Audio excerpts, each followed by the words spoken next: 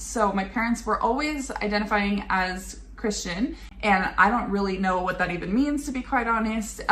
We never went to church, but my parents and I were always and have always been like spiritual, and we always knew that there was a creator.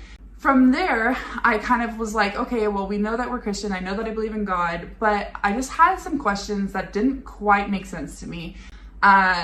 Let me ask her some questions. And then I've asked some other people over the time. And I just kind of was like, I don't really understand the Trinity. Can you explain that to me? And every single person that I ever asked to explain the Trinity to me could not explain it. And they would always say the same thing. It's complicated. Even Christians have a hard time understanding it. And that to me just was like a huge red flag. Muda adalah seorang wanita Kristen yang tumbuh dengan pertanyaan-pertanyaan besar tentang agamanya, terutama konsep Trinitas yang menurutnya tidak bisa dipahami. Perkenalannya dengan teman kuliah dari Arab Saudi bernama Abdul, seorang Muslim yang berakhlak mulia dan berwawasan luas, menjadi titik balik dalam hidupnya. Abdul mampu menjawab setiap pertanyaannya dengan logika dan penjelasan yang mendalam, membuat merasa seolah-olah menemukan potongan terakhir dari teka-teki hidupnya. And I meet my best friends in the whole world. His name is Abdul. And my husband and I still turn to him for information on Islam all the time. And it's just like an absolutely amazing relationship for the sake of Allah.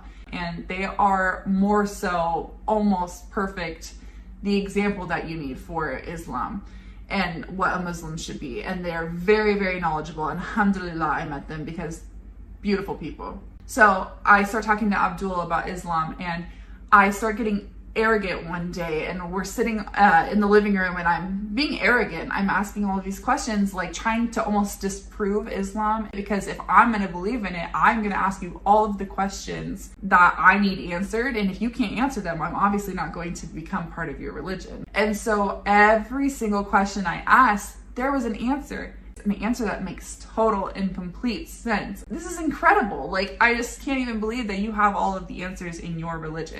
Momen paling menentukan dalam hidupnya terjadi saat Abdul mengingatkannya tentang pentingnya segera bersyahadat, mengingat kematian bisa datang kapan saja. Peringatan ini menggugah hati hingga ia akhirnya memutuskan untuk mengucapkan syahadat di sebuah masjid bersama dua orang teman wanitanya. I remember there was this moment we were talking, and Abdul said something, and I swear it was literally like, imagine you're doing a 1,000-piece puzzle, and you can't find the last piece, and you're looking around for it, and you just can't find it anywhere, and you've been searching for it for so long, and you need that piece to feel complete, and someone hands you that piece to your puzzle, that very last piece, and you put that piece in the puzzle, and all of a sudden it's complete, it's beautiful, everything is incredible. That was Islam.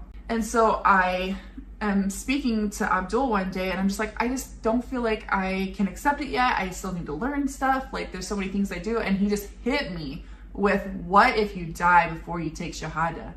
And it hit me so hard, and it hit me, and I got this big lump in my throat, and I felt nauseous, and I just couldn't imagine if I died and I didn't take Shahada. I could not imagine it. And literally the next week we went to Jummah prayer. We told the Imam that I wanted to take my Shahada, and it actually worked out that I had two friends who also wanted to take Shahada.